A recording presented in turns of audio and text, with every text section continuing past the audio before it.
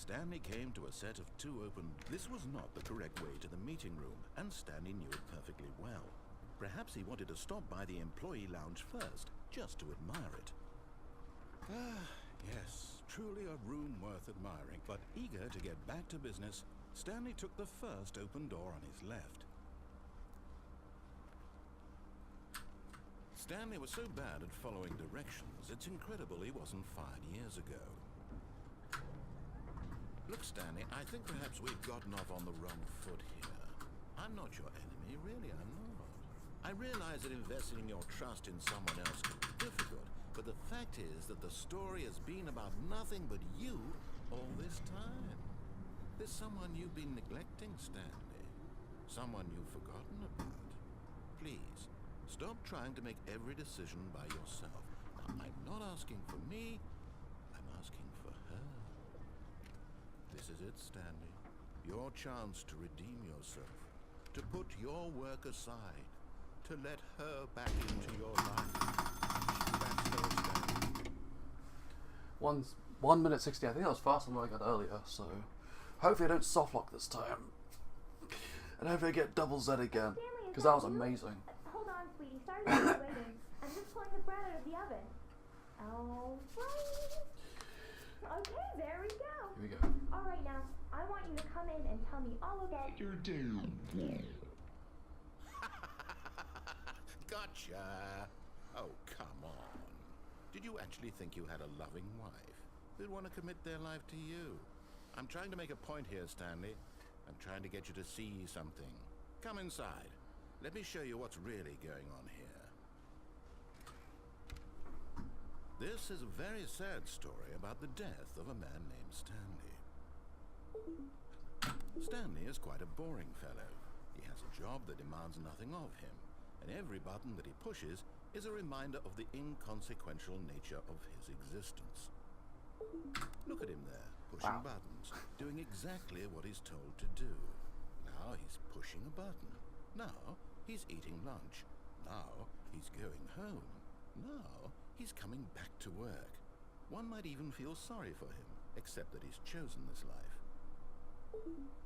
But in his mind... Ooh, I thought... In his mind, he can go... Wow, I thought I got the wrong over a second. From behind his because the desk, font doesn't Stanley like dreamed of differentiate the wild two expeditions very well. into the unknown, fantastic discoveries of new lands. It was wonderful, and each day that he returned to work was a reminder that none of it would ever happen to him. And so he began to fantasize about it. Got it right again. First, he imagined that one day while at work, he stepped out from his desk to realize that all of his co-workers, his boss, everyone in the building had suddenly vanished off the face of the earth. This is where I softlocked, so The please thought leave it right. excited him terribly. So he went further. He imagined that he came to two open doors and that he could go through either. At last, choice. It barely even mattered what lay behind each door. The mere thought that his decisions would mean something was almost too wonderful to behold. As he wandered through this fantasy world, he began to fill it with many possible paths and destinations. Down one path lay an enormous round room with monitors and mind controls. And down another was a yellow line that weaved in many directions. And down another was a game with a baby. And he called it the Stanley Parable.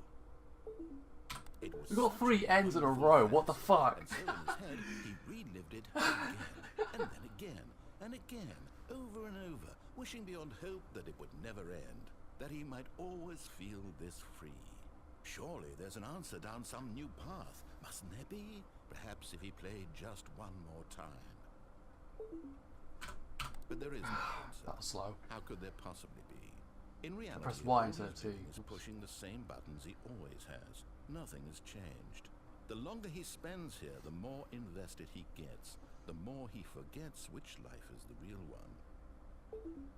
And I'm trying to tell him this, that in this world he can never be anything but an observer, that as long as he remains here, he's slowly killing himself.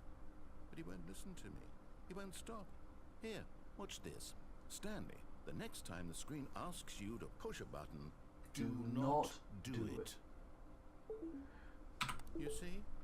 Can he just not hear me? That was slow as well. How can I tell him in a way that he'll understand that every second he remains here, he's electing to kill himself? How can I get him to see what I see? How can I make him look at himself? I suppose I can't. Not in the way I want him to. But I don't make the rules. I simply play to That my was it. That was it. intentions. Let's see what the time is. Not so different, I suppose. I'll try once more to convey all this to him. I'm compelled to. I must. Perhaps, well, maybe this time he'll see. Maybe this time. And I tried again, and Stanley pushed a button. And I tried again, and Stanley pushed a button. And I tried. There we go. 547 for free. That was pretty good. I think it's better than my. I don't think that's like that beats Bog Roll, but I think that is better than what I got. So I'll take that.